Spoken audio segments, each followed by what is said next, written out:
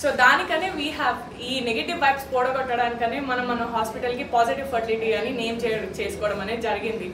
So hopefully మా ఈ aim dream success కావాలి అని I'm praying everyone. So please come and utilize our services. Thank you. What type of fertility treatments would you offer? We offer all fertility treatments అండి. So చాలా మంది అంటారు మేము natural ఫర్టిలిటీని push చేస్తాము అని. Simple example చెప్తాను. ఫర్టిలిటీ అనేది న్యాచురల్గా కావాలి, దానికి మనం చేసేది ఏం ఉండదు టు బీ ఫ్రాంక్.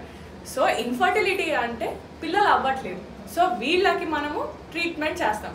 ట్రీట్మెంట్ అంటే మనం ఏదో ట్రీట్మెంట్ చేస్తాం, అందరికీ టెస్ట్ ట్యూబ్ పద్ధతులు చేస్తామని కాదు. First diagnosis important. పేషెంట్కి ప్రాబ్లం ఏంటి, సో అసలు ప్రాబ్లం ఉందా లేదా అనే సగం మందికి తెలీదు. సో అవగాహన అనేది రావాలి. సో ప్రీ కన్సెప్షన్ కౌన్సిలింగ్ అంటే అదే, మనం ఏ టైంలో మనము ట్రై చేస్తే మనకు పిల్లలు అవుతారు, మనం ఏ టైంలో పిల్లల్ని ప్లాన్ చేసుకోవాలి. సో వీటన్నిటిని we're see. And second thing, natural పద్ధతులు అంటే సపోజ్ ఒక చిన్న చిన్న ట్యాబ్లెట్స్తో కూడా ప్రెగ్నెన్సీస్ వస్తాయి.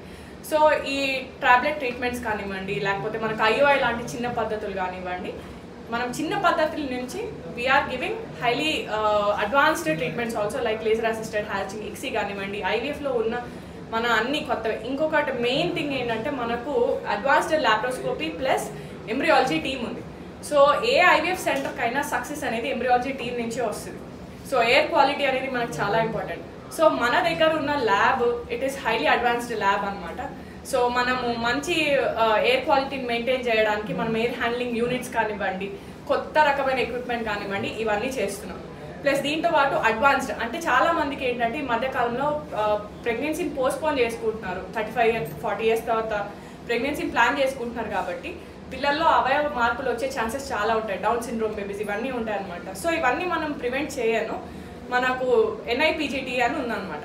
అంటే ముందు కూడా ఎంబ్రియోకి టెస్టింగ్ అనేది చేసేవాళ్ళు, కాకపోతే ఇప్పుడు ఎంబ్రియోకి కూడా ఎక్కువ డిస్టర్బెన్స్ కాకుండా NIPGTA సర్వీసెస్ అని వచ్చాయి. సో అవి కూడా మనం మన సెంటర్లో చేయడం అనేది జరుగుతుంది. సో బేసిక్ సర్వీసెస్ నుంచి అడ్వాన్స్డ్ ట్రీట్మెంట్స్ వరకు వీఆర్ గివింగ్ ఎవ్రీథింగ్.